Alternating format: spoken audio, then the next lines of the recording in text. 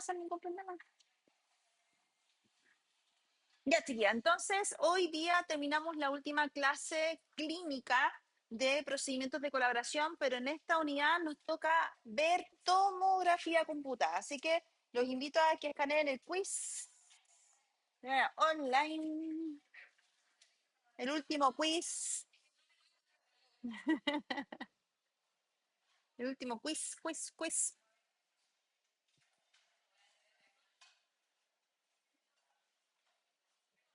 Ya, ¿todos escanearon, chiquillos y chiquillas?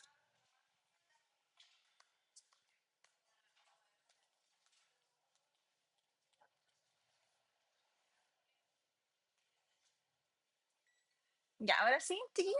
No, no, vamos.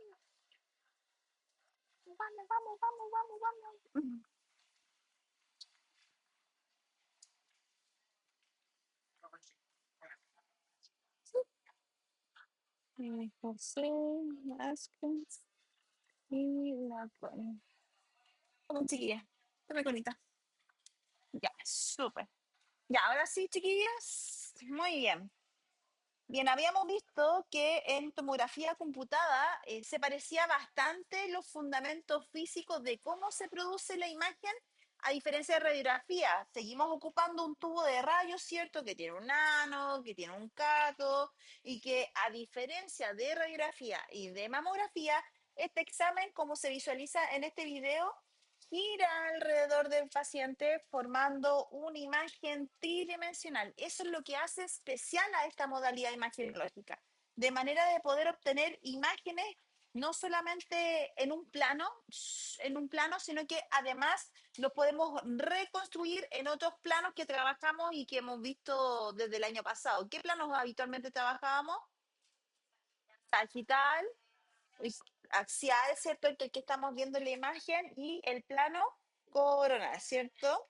Entonces, como visualizamos acá, el tubo de rayos gira alrededor del paciente, pero nos falta algo, ¿cierto? Una celilla de detectores. Entonces, por un lado tenemos el tubo de rayos. Hoy poco se ven las...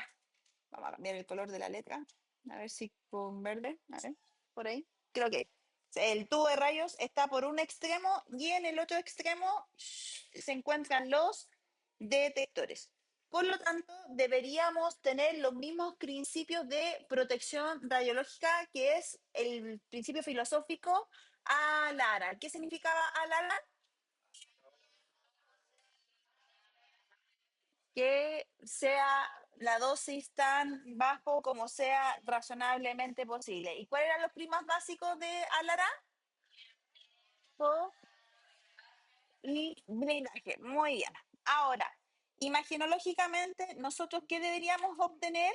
Deberíamos tener este tipo de imágenes. Por lo tanto, cuando yo estoy viendo imágenes que son brillantes en mi imagen, ¿cómo se llama el término que ocupamos acá para esos elementos? Hiperdenso, ¿cierto?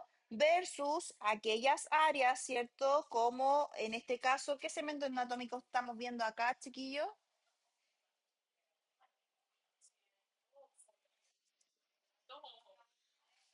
¿Qué segmento anatómico estamos viendo ahí, chiquillos?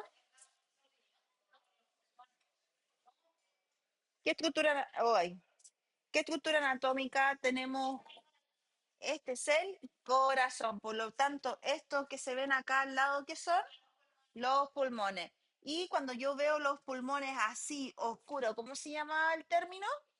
Hipodenso, ¿cierto? Entonces, si yo estoy viendo acá, ¿qué estructura anatómica estoy viendo aquí, chiquillo? Cerebro. Por lo tanto, ¿eso es normal o patológico? Es patológico. ¿Qué puede ser, chiquillo? Algo peor y más grave, que corre en riesgo vital el paciente. Deriva del aneurisma. ¿Qué sale por el aneurisma? Una hemorragia, chiquillo. Y por lo tanto, ¿cómo se ve la hemorragia respecto al tejido cerebral? Hiperdenso. Muy bien, chiquillos. Hiperdenso. O sea, con ese paciente hay que correr. Y rápido, chiquillos. Bien, entonces aquellas estructuras que vemos blancas o brillantes en nuestra imagen las vamos a ver hiperdensa, que es lo relativo o lo similar a radio opaco en radiografía, mientras que algunas estructuras, como vimos recién, que se ven oscuras en mi imagen, las vamos a ver hipodensas, y en el caso de la similitud en radiología se llaman radiolúcidas, ¿cierto? Bien, entonces, en base a ese prisma que ya conocemos en imagenología por tomografía computada, es que nosotros vamos a tomar ciertos criterios de seguridad que son importantes mantener presente, porque a diferencia de rayo, el rayo es un examen rápido y que no toma tiempo, pero aquí sí nos toma tiempo, mucho, mucho tiempo, y por lo tanto la radiación ionizante es un tema por los cuales hoy en día se habla en las grandes conferencias, y por lo tanto tenemos que tener un estricto tiempo de adquisición. Por lo tanto, el punto crítico a Lara es importante aplicarlo acá. Además, tenemos algunos riesgos por la modalidad, porque ¿qué tipo de corriente ocupa la tomografía computada, chiquillos? Trifásica, ¿cierto? Y ocupamos otros elementos como alcohol isopropílico para poder limpiar nuestro equipo, y algunos agentes corrosivos como hipoclorito, ¿cierto? Y otros elementos que pueden ser corrosivos. Además, tenemos riesgo de láser porque tenemos que posicionar al paciente, y por lo tanto lo tenemos que hacer a través de estos elementos que están dentro del equipo. Además, vamos a tener materiales biológicos con los cuales tenemos que desechar a partir de los criterios REAS e IAS. Bien, chiquillos, vamos a la pregunta número uno, que se me anduvo corriendo esta cosita. Eh, ah, acá vamos. No, la hice. Ahí sí, ahí sí. ¿Qué acción debe realizar el técnico en imagenología respecto a los objetos metálicos, joya, audífonos, prótesis dentales, antes de iniciar un escáner? A. Permitir que el paciente los use si son de oro o plata. B. Solicitar su retiro obligatorio para evitar la formación de artefactos que degraden la imagen. C. Cubrirlos con una cinta adhesiva especial para que el rayo no los detecte. O D. Ignorarlos, ya que el equipo de tomografía moderno elimina automáticamente cualquier metal. Ya, todos respondimos, chiquillos. Fácil, fácil, fácil. No puede haber sido más fácil. Bien, ahora, ya que conocemos los aspectos generales, ya que conocemos los aspectos generales de flujograma de trabajo, habíamos visto en radiología y en mamografía que en general es un examen bastante rápido, el ingreso del paciente es bastante ameno, lúdico, ¿cierto? Hacemos unas preguntas de seguridad que son bastante generales, y con eso es suficiente para iniciar el estudio, que dura un segundo la adquisición y el paciente lo podemos despachar. Acá tenemos que tomarnos un poquito más de tiempo, porque no solamente tenemos que preparar nuestra sala, como cualquier sala de imagenología, sino que también tenemos que confirmar algunos datos básicos y hacer una anamnesis, un chequeo de seguridad de manera verbal, que además va a estar complementado con documentación obligatoria que es propia de esta modalidad. Las preparaciones del paciente rondean bastante similares a los tiempos a otras modalidades, que son de 3 minutos, y el posicionamiento para este paciente también va a estar rondeando este tiempo. Ahora, lo que no tienen las otras modalidades imagenológicas es que aquí sí o sí nos podemos encontrar con eventos adversos o reacciones anafilácticas, y por lo tanto vamos a tener que aplicar código azul en caso de que el paciente pierda conocimiento, convulsiones o tenga efectivamente un paro cardiorrespiratorio. Así que antes de que nosotros podamos realizar un examen, tenemos que tener muy, muy clarito cuáles son los requerimientos que se solicitan para algunos estudios, que la gran mayoría requieren medio de contraste. Por ejemplo, aquellos estudios que son de cráneo, ¿cierto? Se pueden hacer con o sin medio contraste, al igual que el cuello. Y para ello nosotros vamos a pedir ayuno de 6 a 8 horas solo en aquellos estudios que requieran medio de contraste. La hidratación debería ser obligatoria. Aquí lo vamos a borrar, es obligatoria. Y el contraste nosotros vamos a inyectarlo de acuerdo al peso del paciente. ¿Cuántos ml por kilogramo nosotros tenemos que emplear para el medio de contraste que ocupamos acá? 1 ml por kilo. Por lo tanto, un paciente de 70 kilos, ¿cuánto ml de medio de contraste yo debería inyectar? 70 ml. Eso es lo mínimo. Lo máximo, ¿cuánto sería? 1.5, por lo tanto, lo mínimo 70 y lo máximo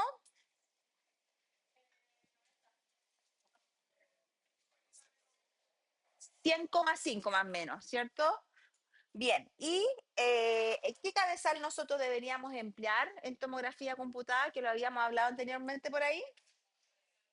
Cabezal de cerebro, ¿ya? En los estudios de cuerpo, sea tórax, abdomen y pelvis, el 90% de los estudios, exceptuando uno que lo vamos a especificar ahí, necesita ayuno, pero el ayuno, bórrenla acá, es de 6 a 8 horas, ¿cierto? Y acá sí o sí necesitamos hidratación, obviamente para ayudar al medio de contraste, pero además para llenar la cámara gástrica del paciente, ¿ya? Y en el caso del Pilotac, ¿cierto? Que es uno de los estudios que no requiere medio de contraste, al igual que los protocolos musculoesqueléticos, que se me perdió la diapo porque andaba por acá, uno de los pocos estudios de abdomen, ¿cierto? O de cuerpo es el Pilotac, que este estudio no lleva medio de contraste, pero sí le pedimos al paciente que consuma bastante líquido, ¿cierto? Agua específicamente 1 o 2 horas antes para llenar la vejiga y también para llenar la cámara gástrica para evaluar la región abdominal. En el caso de los protocolos musculoesqueléticos, no requieren ayuno a menos que indiquen medio de contraste. Es muy raro que un estudio de músculo esquelético, hablamos de hombro, de codo, de muñeca, de estos segmentos anatómicos, requiera medio de contraste. Por lo tanto, no va a solicitarse toda la preparación que sí necesitamos, como en los estudios de abdomen o los estudios de neuro, ya sea cuello o de cerebro. ¿Dudas, consultas hasta acá, chiquillos? ¿No? Perfecto. Ahora, como tenemos que administrar un fármaco que genera bastantes efectos adversos que habíamos visto en la clase número 6, acá sí o sí necesitamos documentación obligatoria. La primera, que obviamente van a ir en todas las modalidades imaginológicas, que es la orden médica con todos los datos demográficos del paciente. Luego nos vamos a encontrar con la encuesta de seguridad del paciente. Esta encuesta es una encuesta que habitualmente requiere algunos datos, va a variar de acuerdo al formato del centro médico en el cual ustedes se estén desempeñando, pero en general los datos obligatorios, que vamos a ver las preguntas más adelante, no cambian porque en el fondo lo que queremos prevenir es que se exacerben o en su efecto prevenir los efectos adversos asociados al medio de contraste. Y además, cuando los exámenes requieren medio de contraste, solo cuando requieren medio de contraste, le vamos a pedir que firme un consentimiento informado en el cual el paciente eh, acepte la administración de medio de contraste. Por lo tanto, la orden médica y la encuesta de seguridad son obligatorias en tomografía computada y el consentimiento informado va exclusivamente cuando el paciente se va a administrar medio de contraste. Ahora, ¿cómo nosotros vamos a atender a un paciente? Habitualmente al paciente se le pide que llene una encuesta de seguridad antes de pasar y esa encuesta de seguridad es realizada por el técnico que va a colaborar en el estudio. Una vez que nosotros verificamos esa información y verificamos que en el RIS también se crucen los datos de manera física, ¿cierto? Con la encuesta de seguridad y de manera digital a través del sistema RIS-GIS, el técnico va a pasar al paciente y le va a realizar la encuesta de seguridad. En esta encuesta de seguridad debería quedar claras algunas preguntas que vamos a revisar a continuación para poder pasar a la segunda parte del examen. ¿Y cuál es la segunda parte del examen?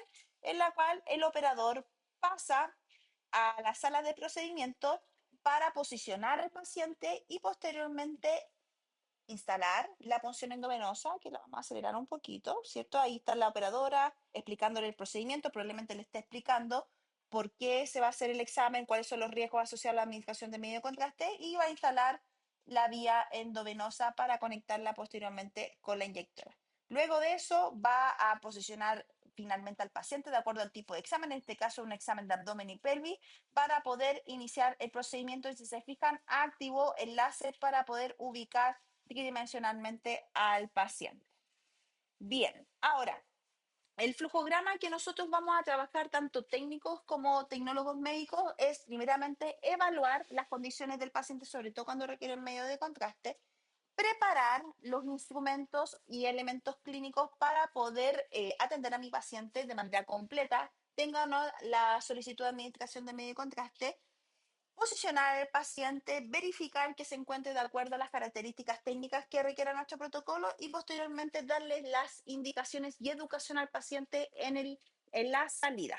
Por lo tanto, cuando yo recibo a mi paciente, voy a confirmar algunos datos demográficos: nombre, RUT, fecha de nacimiento y edad. Y aparte, la orden médica que se encuentre en mano y además respaldada en el sistema RIS. Ahora, cuando yo me acerco a mi paciente y empiezo con las preguntas de seguridad, tengo que asegurarme de preguntas que son fundamentales para evitar efectos adversos a mi paciente. Por lo tanto, las cosas que debería preguntar, y esto van a ser preguntas de prueba, es: operado de la guatita, porque aquí descarto cualquier cirugía en la cual puedan existir objetos metálicos dentro del estudio que se puedan ver, ¿cierto? Operado de corazón, también para descartar cualquier elemento metálico. A diferencia de resonancia magnética, que esto es crítico y es condicional, que había visto algunas guías también que estaban relacionadas con esos temas en tomografía computada. No es tema, no podemos suspender a un paciente porque tenga metales, sin embargo, sí lo tenemos que dejar escrito para que el radiólogo también tenga conocimiento. Operado de la cabecita también para saber si tiene alguna condición clínica que pueda ser de condición dentro de su diagnóstico. Hipertenso, diabético y asmático. Estas preguntas son relevantes. ¿Por qué? Porque el medio de contraste puede aumentar la presión arterial en los pacientes. La diabetes en los pacientes que son diabéticos también es un punto crítico porque a la mayoría de los pacientes consumen metformina o no consumen. Tienen tratamientos bajo metformina y la metformina es un fármaco nefrotóxico. Eso quiere decir que genera un estrés en el riñón. Por eso tenemos que tener cuidado con los pacientes diabéticos, ¿cierto? Además, si es asmático. ¿Y por qué es importante preguntar al paciente si es asmático? Porque el medio de contraste produce una alteración cardíaca y al generar una alteración cardíaca puede generar un estrés pulmonar. Por eso a los pacientes asmáticos le pedimos que traigan, ¿qué cosa? Su inhalador, ¿cierto? Buresumía, ¿cierto? Salbutamol, dependiendo del fármaco que le estén premedicando. Además, si es alérgico a algún alimento o a algún medicamento, si bien es cierto, no hay cruces significativos con el medio de contraste, pero en algunos pacientes existe una cierta predisposición. En algunos centros médicos, a los pacientes indistintamente del tipo de alergia, si usted responde positivo a esta pregunta, se le premedica, ¿ya? Pero en otros centros va a depender del tipo de alergia. Habitualmente, cuando tiene alergias previas al medio de contraste, habitualmente se premedica. De lo contrario, se puede hacer el examen, ¿ya? Si se ha hecho exámenes con contraste anteriormente, con esto descarto que efectivamente el paciente no haya hecho o sí haya hecho una reacción asociadas a los medios de contraste, ¿ya? En el caso de las pacientes en edad fértil, ¿qué deberíamos preguntarle? Si tiene probabilidad de embarazo. ¿Y cuál es la segunda pregunta de check? ¿Cuál es la fecha de última menstruación? ¿Cierto? Y enfocadas a las patologías renales, si tiene falla renal, patologías renales o insuficiencias renales, porque eso me va a permitir entender en qué condición renal se encuentra nuestro paciente. Ahora, para este punto tenemos un tema crucial porque uno de los criterios en el cual nosotros podemos considerar ya un paciente delicado a nivel renal es cuando tienen una edad igual o superior a 60 años. Y para eso le vamos a pedir un examen de laboratorio. ¿Cuál es? El examen de creatinina, ¿cierto? Entonces, a los pacientes sobre 60 años les vamos a pedir creatinina. ¿Y en qué otras condiciones debería pedir este examen? En pacientes que tengan falla renal, en los pacientes monorrenos, muy bien, los pacientes que han sido trasplantados renales, ¿cierto? Y los que se encuentren en diálisis, ¿cierto? En hemodiálisis. Y aquellos pacientes que tengan patologías de base renales, como nefrolitiasis, insuficiencia renal, infecciones urinarias.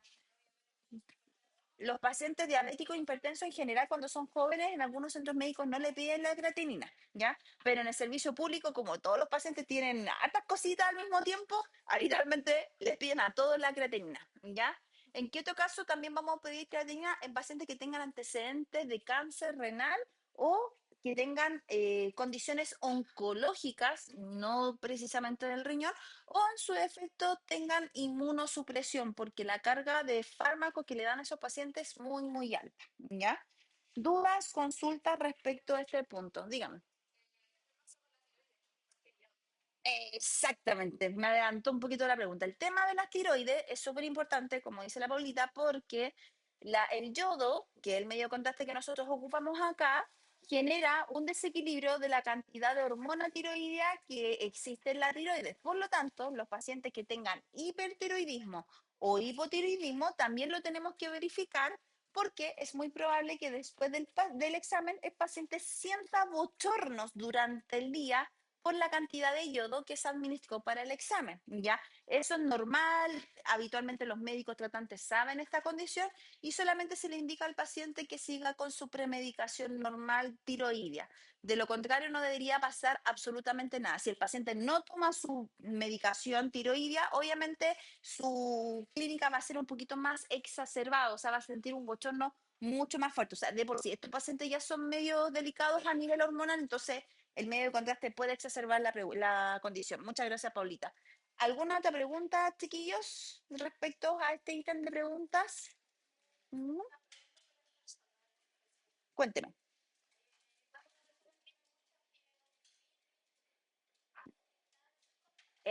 Puede ser una incidencia parcial, pero no es categórico que pueda generar un estrés renal como tal.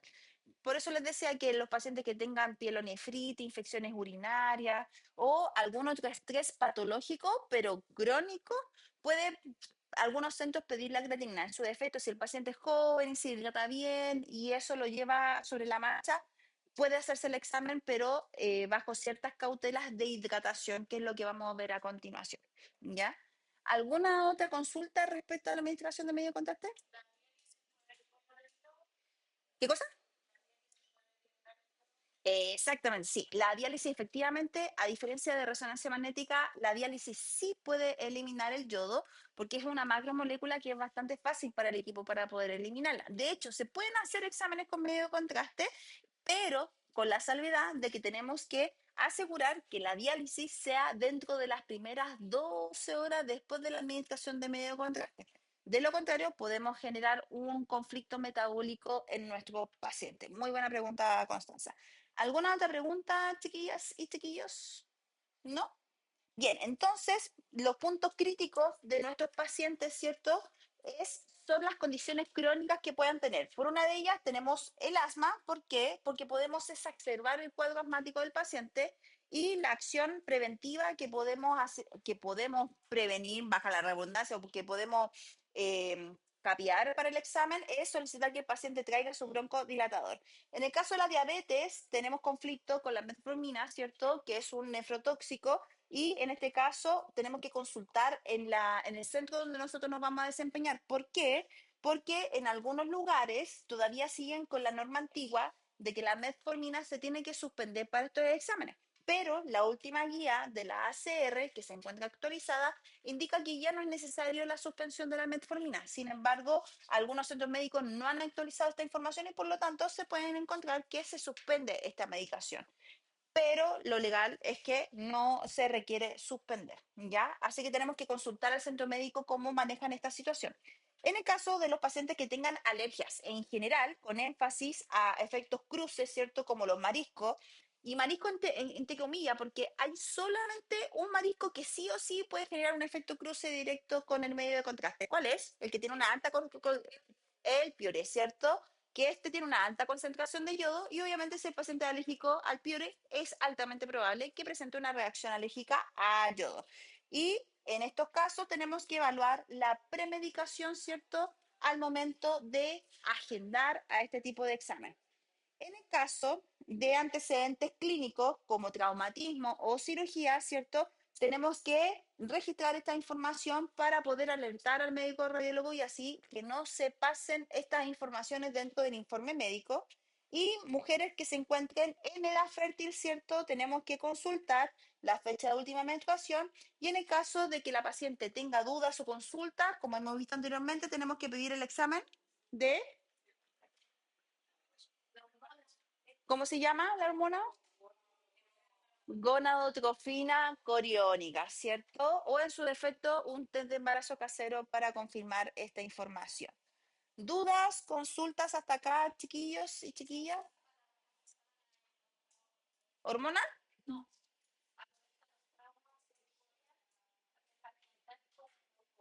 Endocorpóreo que están dentro del cuerpo, estos elementos. Endocorpóreo. Corpóreo cuerpo, endo de adentro. Super. ¿Alguna de consultas, chiquillos y chiquillas? ¿No? Vamos, siguiente pregunta, chiquillos. Al momento de posicionar al paciente en la mesa de escáner, ¿cuál es el objetivo principal de utilizar los láser del centraje, o sea, las luces rojas que hemos visto? A, para calentar la piel del paciente para que el medio de contraste fluya mejor. B, indicar el punto exacto donde el tecnólogo médico debe realizar la punción endovenosa. C, alinear la región anatómica de interés con el centro del gantry, o sea, en el isocentro. O D, verificar que el paciente no tenga fiebre antes de comenzar el examen. ¿Hay termómetros láser? Sí. Puede ser una opción. Puede ser una opción.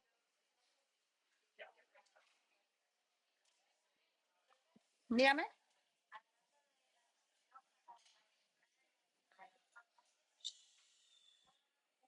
Muy buena pregunta. Vamos a reservar esa para cuando lleguemos a esa parte. ¿Ya?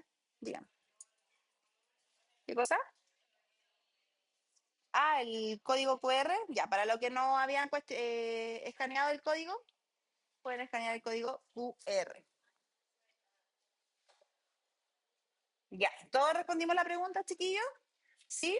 Ahora, el punto crítico de acá de tomografía computada, aparte de posicionar y hacer todas las preguntas de seguridad, es el tema del medio de contraste. Por lo tanto, los factores de riesgo, ¿cierto? Como habíamos dicho, es que el paciente sea igual o superior a 60 años, que los pacientes sean monorrenos, ¿cierto?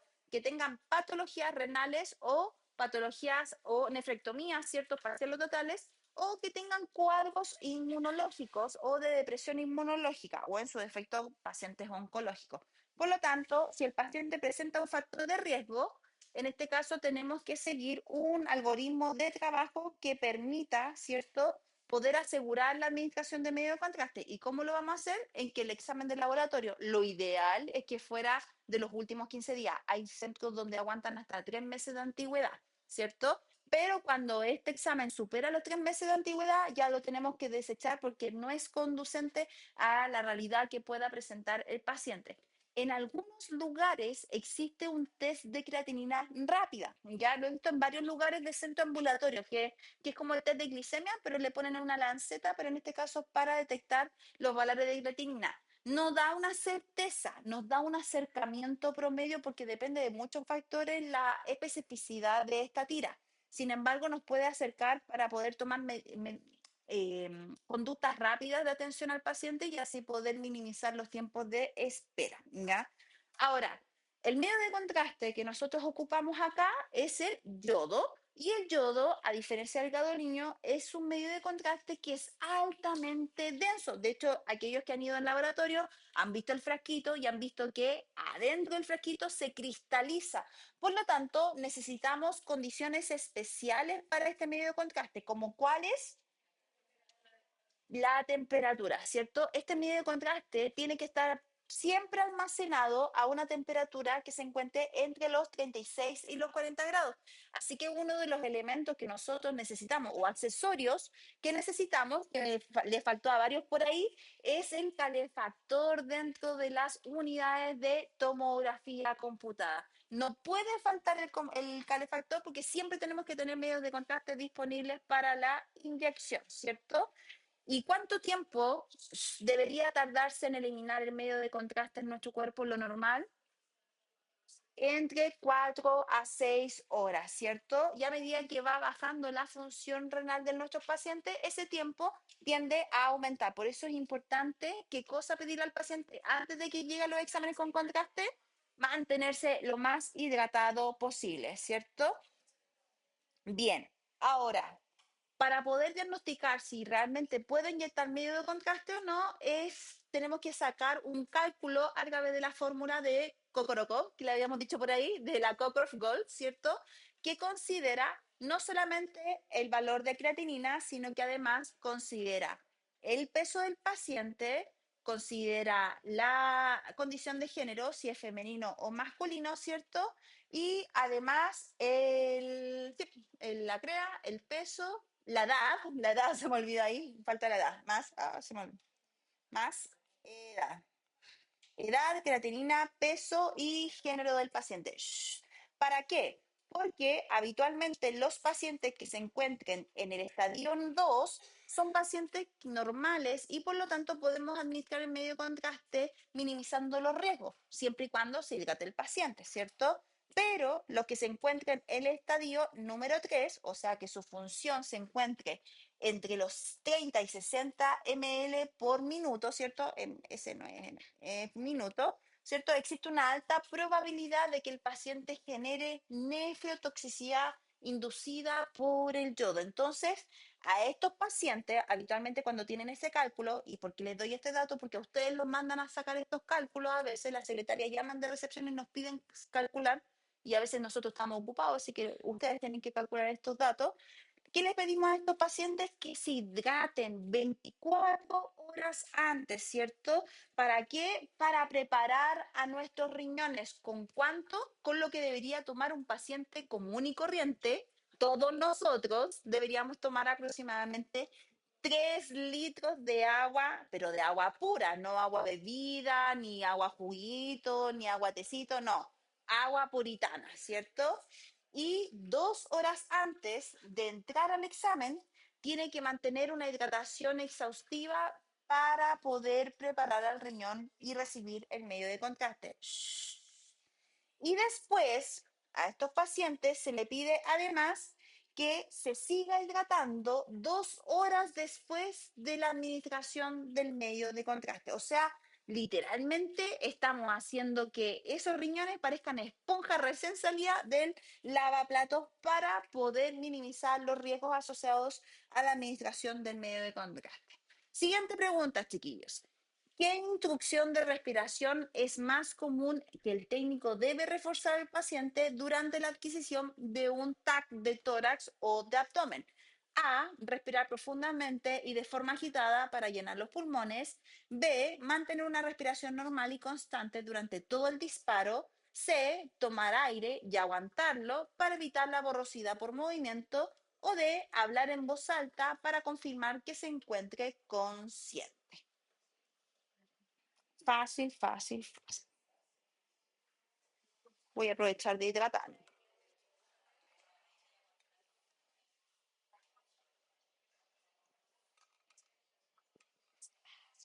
Ya, todos respondimos, chiquillos. Dígame.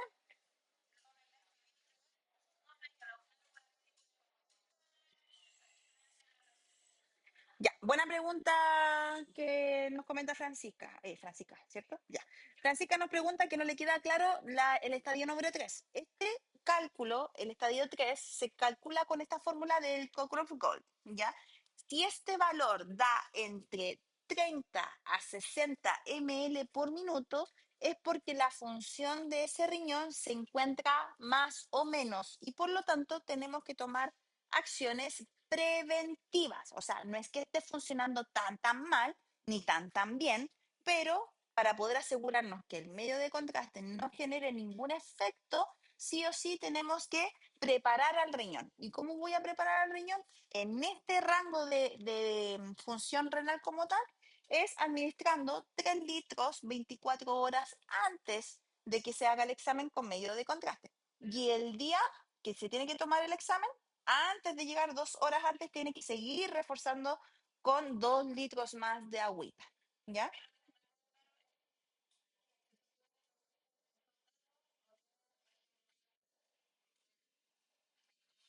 Ujú.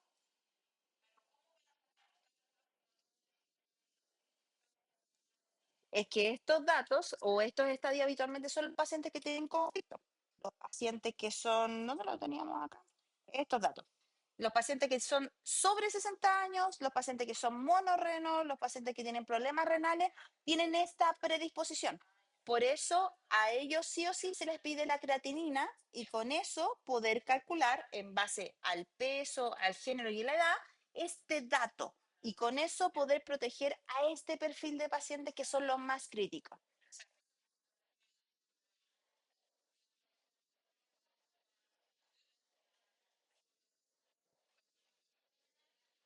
Exactamente, y a un paciente, de hecho, un paciente monorreno de 10 años, aunque tenga 10 años, igual le tengo que pedir la creatinina porque cumple con criterios críticos, que es monorreno. Y a él también le tengo que calcular la función renal para poder verificar que no exista daño. De hecho, hay pacientes jóvenes, pero con leucemias, por ejemplo, o con mieloma múltiple, y a ellos aún así les tengo que pedir la creatinina, aunque sean jóvenes. En el fondo, dígame, el resultado de la creatinina, el peso del paciente, la edad y el género. De hecho, lo he invitado varias veces a que descarguen la aplicación de cálculo de función glomerular. Están en las distintos dispositivos para Android y para OS. Tasa de filtración glomerular, TFG o cálculo función renal. En cualquiera de los formatos van a encontrar un cálculo. El tema está, es que a veces a nosotros los tecnólogos usualmente nos piden esos datos, pero gracias. Habitualmente estamos ocupados, entonces ¿a quién mandan a sacar esos cálculos? A ustedes, ¿ya? Obviamente hoy en día no lo calculamos a mano y no se los voy a pedir calcular a mano, por eso es importante que tengan estas fórmulas dentro de sus celulares para poder apoyar al equipo de secretaría, porque como bien dice Francisca, antes de agendar un paciente, lo ideal es que nosotros tengamos este dato y no exponer al paciente al examen o suspenderle al paciente el examen, ¿ya? Siguiente pregunta. ¿Habíamos hecho esa pregunta o no? ¿Sí? ¿Qué opción de reparación? Ah, ya. Súper. Dígame.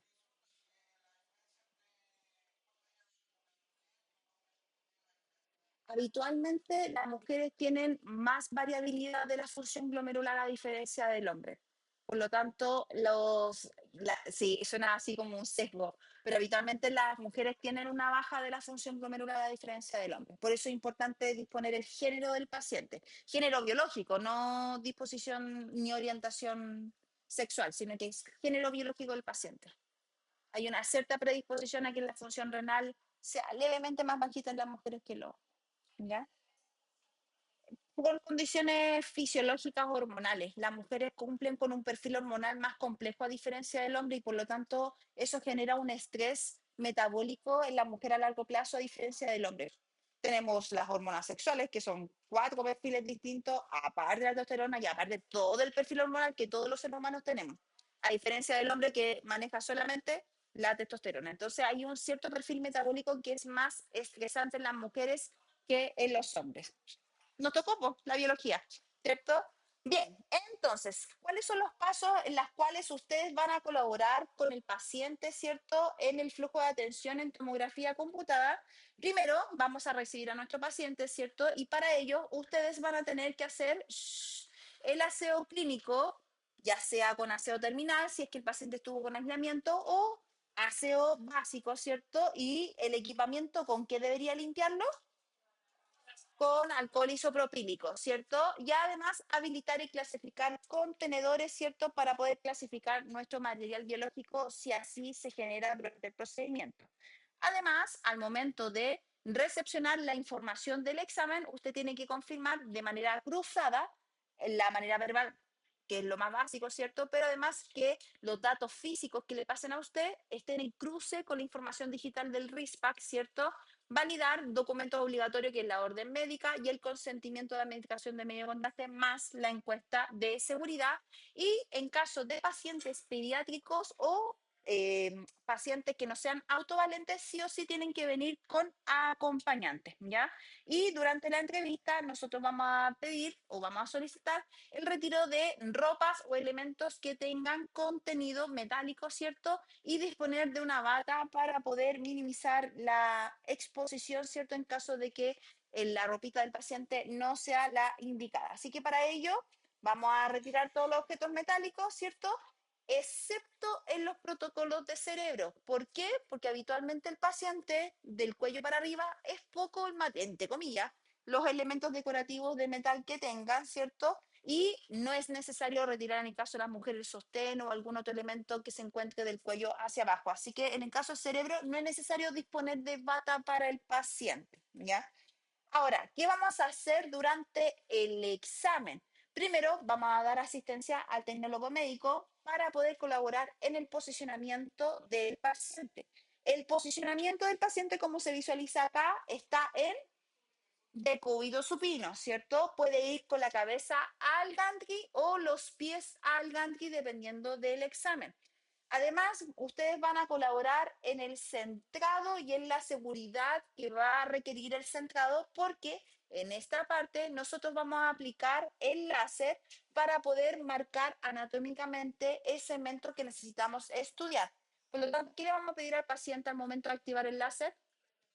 Que cierre los ojitos o en su defecto poner la manito encima si es que estamos centrando la región craneana, ¿cierto? Y además, en algunos casos se requiere monitoreo clínico y por lo tanto ustedes están a cargo del monitoreo del examen. Como había comentado anteriormente, hay muy pocos casos excepcionales donde hay un cambio en el posicionamiento del paciente, como en la pilota, que por una parte no requiere medio contraste y aparte que la posición de este examen es de cúbito prono, o sea, con el paciente boquita abajo. En algunos centros médicos lo siguen tomándolo de cúbito supino, pero la gran mayoría de los centros médicos lo posicionan de cúbito prono, ¿ya? Y en el caso de los protocolos musculoesqueléticos va a depender del segmento anatómico que estoy estudiando. Todo lo que sea del segmento superior, sea codo, antebrazo, muñeca y mano, el paciente va de cúbito prono en posición Superman, así se llama, donde el paciente va con el bracito hacia adelante para tomar la fotito del segmento anatómico del elemento superior o de la pendicular superior. Pero en el caso de la pendicular inferior, el paciente va de cúbito supino. Siguiente pregunta, chiquillos. Durante la preparación de un examen con medio de contraste, ¿cuál es una función explícita del técnico en la sala de tomografía computada? A. Recetar el tipo de contraste que se le debe administrar al paciente. B. Preparar los insumos de punción y asistir al tecnólogo en la carga de jeringa e inyectora.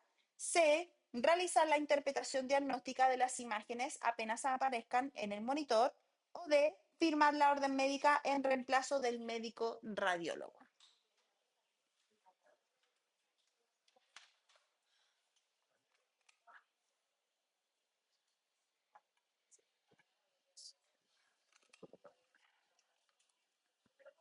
Ya, ¿listo, chiquillo?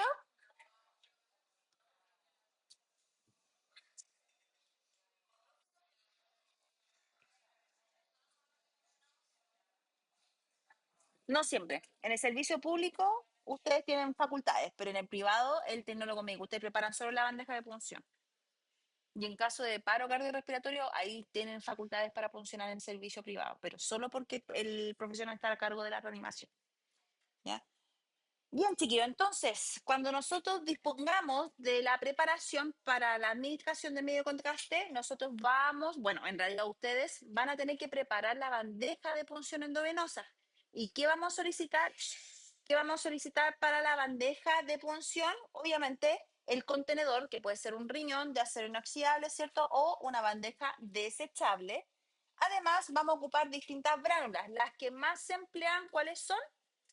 La número 18 o 20 y en algunos casos cuando hay difícil acceso venoso, la 22. ¿De qué color es la 18? ¿De qué color es la 18? Verde. ¿De qué color es la 20? Rosa. Y la de 22 de color azul, ¿cierto? Además, vamos a disponer de jeringa y suero fisiológico para qué? Para ver la permeabilidad de la punción, o sea, si efectivamente quedó bien. Y nuestra querida llave tres pasos, es importante la llave tres pasos, ¿cómo tenemos que dejarla? Cerrada, ¿cierto? Además vamos a ocupar elementos de fijación como tela transport o cintas de papel y además vamos a disponer de alcohol para poder limpiar y asear mi zona o en su defecto, ¿cómo se llama? Uy, se me olvidó el nombre. Alcohol pad, muchas gracias, ¿cierto? Ahora, Esta función de instalación la vamos a requerir porque nosotros necesitamos ocupar, ¿qué cosa? La inyectora automática. Esta inyectora, habitualmente, ustedes están a cargo de cargar el medio de contraste en la inyectora. Por lo tanto, el primer elemento importante que ustedes deben reconocer es que la jeringa siempre, siempre la tienen que instalar para poder cargar el medio de contraste a una temperatura adecuada para la administración, que es de 36 a 40 grados. Además, los sistemas de retracción, ¿cierto? Son habitualmente automáticos, pero aún así ustedes se tienen que asegurar que no quede aire dentro del sistema, ¿ya? Luego de eso, nosotros vamos a cargar en algunas inyectoras que tienen doble cabezal, o sea, una jeringa para la administración del medio de contraste y la segunda jeringa para el suero fisiológico en casos de algunos exámenes de alta complejidad, pero esa instrucción se la va a dar el tecnólogo médico. Y además nos vamos a conectar a qué cosa?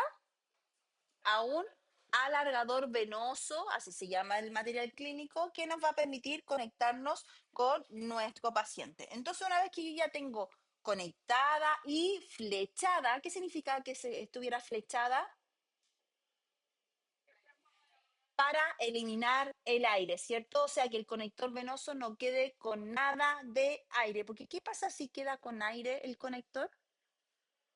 Puede entrar un émbolo de aire y eso puede generar un compromiso vital para el paciente. Ojo, porque he visto muchos casos por ahí, ¿ya? Y una vez que ya tenemos la vía endovenosa instalada, ¿cierto? Y el conector venoso completamente flechado, vamos a conectar el conector, valga la redundancia, venoso con nuestra llave tres pasos. ¿Y qué es importante en esta parte? Asegurar de la llave tres pasos. ¿Esté cerrada para el examen? Ahora sí tiene que estar abierta una vez que conecto a nuestro paciente. Y esta inyectora, ¿cierto? Va a ser regulada por el tecnólogo médico en la sala de comando frente a las instrucciones específicas de acuerdo al segmento anatómico que nosotros estemos estudiando, ¿ya? Así que cuando nosotros posicionamos al paciente, tenemos que disponer de cubito supino a la gran mayoría de los pacientes, ¿cierto? Dependiendo del tipo de examen, va a ir con la cabeza al gantry o con los pies al gantry. Además, a los pacientes, por el tema del frío, porque las salas están refrigeradas, ¿cierto? ¿A qué temperatura más o menos? Entre 17 y 21 grados aproximadamente, ¿cierto? Por lo tanto, le vamos a disponer de batas eh, perdón, de batas de mantas para poder ayudar al confort del paciente.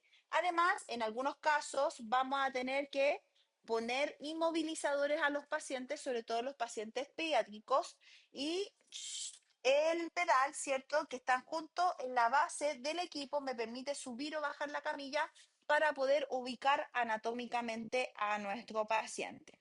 Vamos, siguiente pregunta, chiquillos. ¿Qué debe verificar el técnico en la encuesta de salud, cierto? En la anamnesis, específicamente antes de un examen de tomografía contrastada?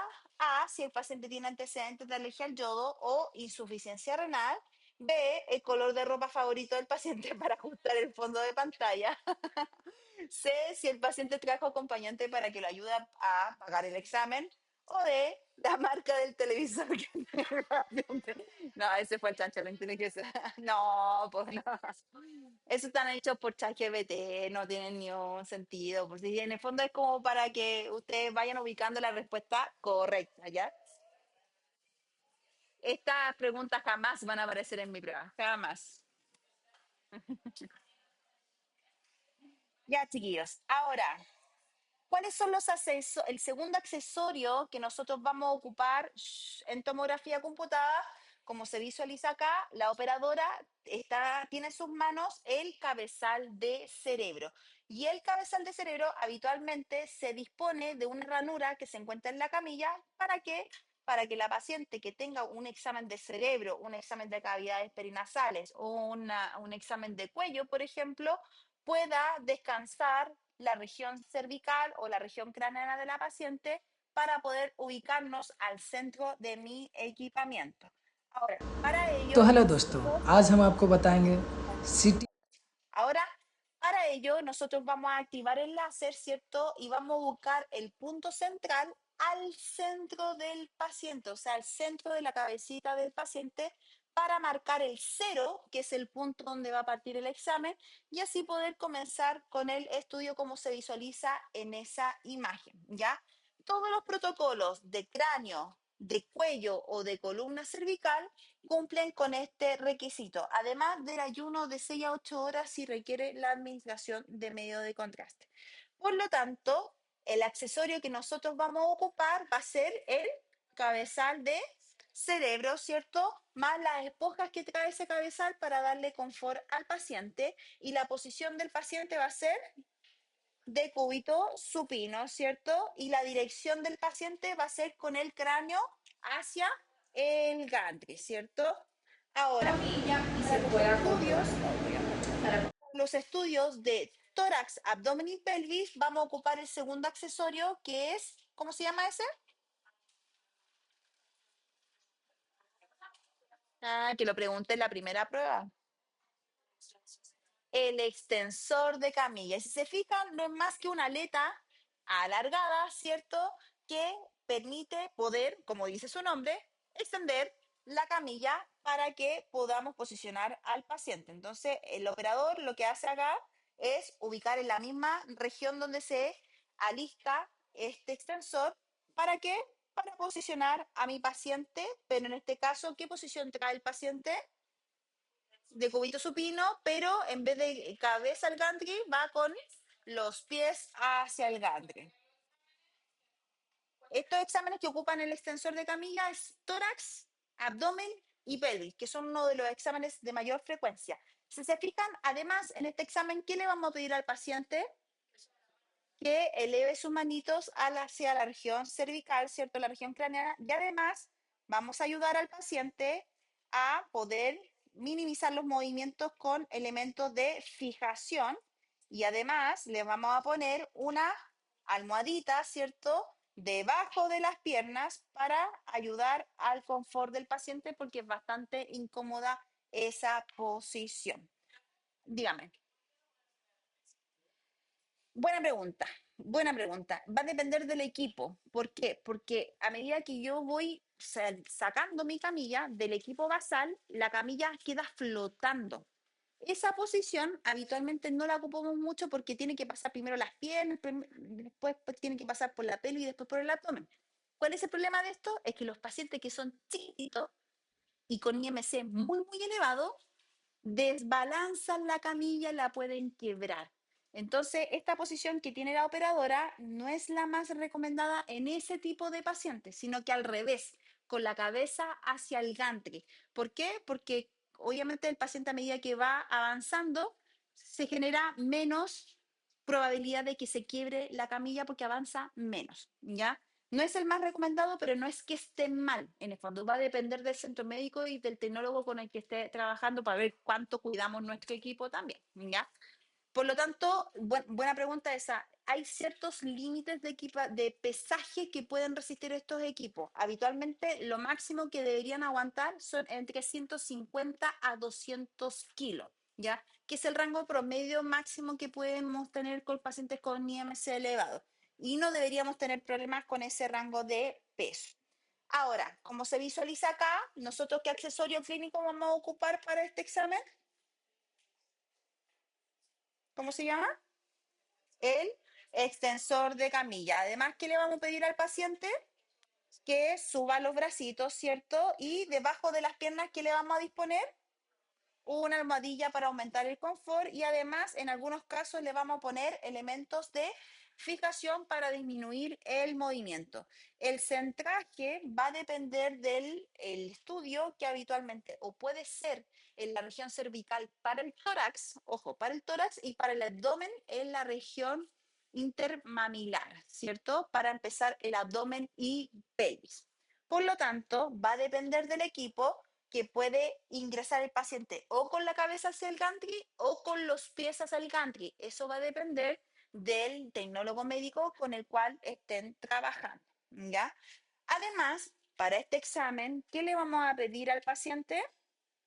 En los estudios de tórax, abdomen y pelvis, que tome aire y que aguante. Entonces tenemos que educar a nuestro paciente al momento de empezar a posicionarlo, ¿ya?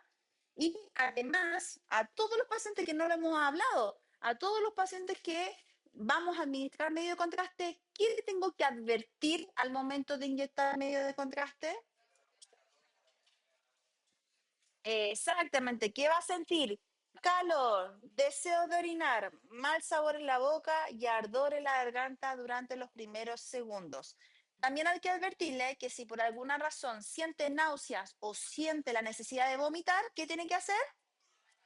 Mover la cabecita hacia el lado, levantar la mano y nosotros los vamos a asistir inmediatamente porque vamos a estar vigilando el procedimiento, ¿cierto? Es por eso que a este tipo de examen de abdomen y pelvis a los pacientes sí le vamos a poner bata, a diferencia de los estudios de cráneo, porque las probabilidades de que vomiten son mayor por la cantidad de medios de contraste que inyectamos en este tipo de estudio. Hay algunos estudios, muy poquitos, que son los de tórax, que pueden ser sin medio de contraste. Y en este escenario el medio de contraste obviamente no va a entrar en juego, pero las indicaciones y el posicionamiento son muy similares.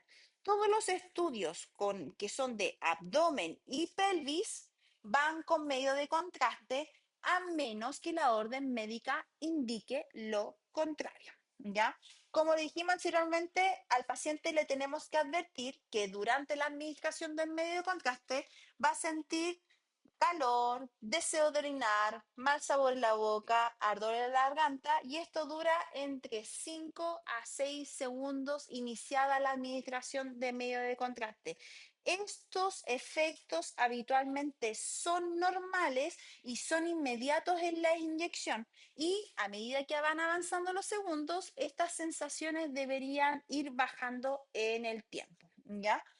Ahora, ¿qué pasa cuando los pacientes presentan alergia explícita al medio de contraste? Inicialmente nosotros estamos autorizados a ocupar un medicamento que es la clorfenamina, que es un antihistamínico. Pero cuando el paciente tiene cierta predisposición a la alergia, tenemos que preparar y premedicar antes de que llegue a nuestro examen. Y por lo tanto, habitualmente los centros médicos manejan algo muy similar. Se parte la premedicación 12 horas antes, 6 horas antes y 1 hora antes del examen. ¿Y qué le vamos a dar? Le vamos a dar prednisona, ¿cierto? 12 horas antes, 6 horas antes y finalmente 1 hora antes vamos a sumar la clorfenamina más la prednisona, ¿ya? Esto va a depender del centro médico en el cual ustedes estén trabajando, así que cuando ustedes lleguen a la unidad, tienen que preguntar todas estas cositas, ¿ya? Además, si es que el paciente presenta una reacción de moderada a severa, nosotros vamos a tener siempre en nuestros lugares de trabajo el carro de paro. El carro de paro tiene 3 bandejas críticas para el manejo de una situación de crisis aérea. ¿Cuáles serían? La bandeja de fármacos, ¿cierto? Que está en la primera gaveta, acá, ¿cierto? La segunda gaveta que maneja la vía endovenosa, ¿cierto? Donde están todas mis brándulas, la llave de 3 pasos para poder administrar los fármacos. Y mi tercera gaveta que están mostrando ahí, que debería tener la vía aérea, ¿cierto? Donde están todos los tubos endotraqueales. Ahí está Juanito, mi compañero de trabajo, que está mostrando el laringoscopio, o sea, el laringo, mejor dicho, y está mostrando también el tubo endotraqueal en el cual nosotros deberíamos manipular en caso de una situación de crisis. Además de tener a mano siempre el desfibrilador, ¿cierto? Y en algunos casos la bomba de aspiración que se encuentra acá abajito, ¿ya? Y además, en casos críticos, ustedes deben manejar los signos vitales del paciente. Por lo tanto, si yo tuviera que evaluar este sistema de monitoreo, ¿qué significa esta línea de arriba? Taquicardia, pero en el fondo, ¿qué signo vital está viendo acá?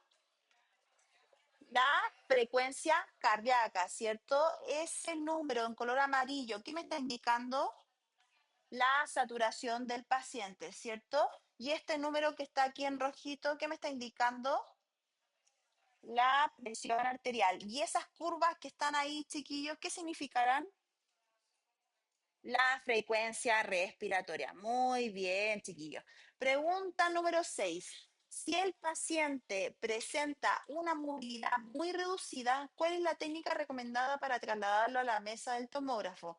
A, pedirle al paciente que haga un esfuerzo y salta hacia la mesa. B, utilizar una tabla de transferencia, ¿cierto? Que son los rollers que se conocen con ayuda de otros compañeros. C, levantar al paciente en brazos entre dos personas sin usar implementos. O D, realizar el examen de en la misma camilla de transporte sin mover al paciente. Que se lance, que se tire. Sí. Que lo haga solo, ¿cierto?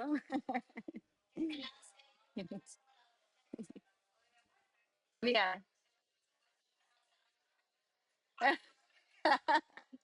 oiga, no respondimos, alcanzamos a responder su pregunta. ¿Qué pregunta había hecho?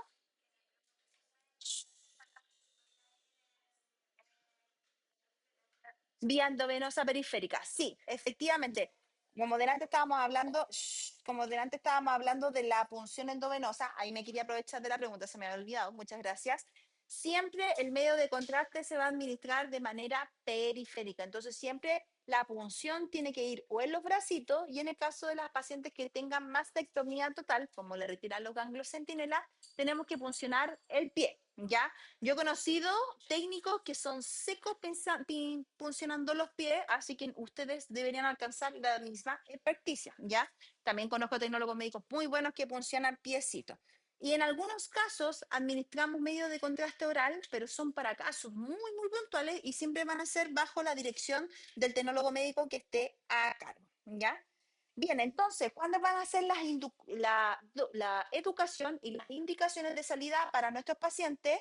Obviamente, en pacientes críticos o que exista riesgo de reacción alérgica, monitorizarlos. En caso de que el paciente no presente alergias, tenemos que instruir que el medio de contraste debería eliminarse durante el mismo día y que además no va a salir ni con ningún color ni con olor asociado. Se puede alimentar de manera normal y si tiene uso de fármacos puede tomar su farmacología normalmente, ¿cierto?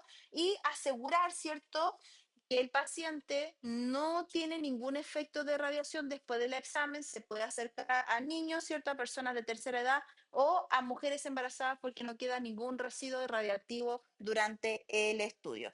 Por lo tanto, tenemos que reforzar el componente hídrico, abundante de agua durante la salida del medio de contraste durante el mismo día, ¿cierto? Entregar las pertenencias del paciente y despachar al paciente indicando las instrucciones de entrega de estudio diagnóstico, que en este caso y habitualmente se demoran 3 días hábiles para pacientes ambulatorios. ¿Dudas, consultas, chiquillos? Dígame.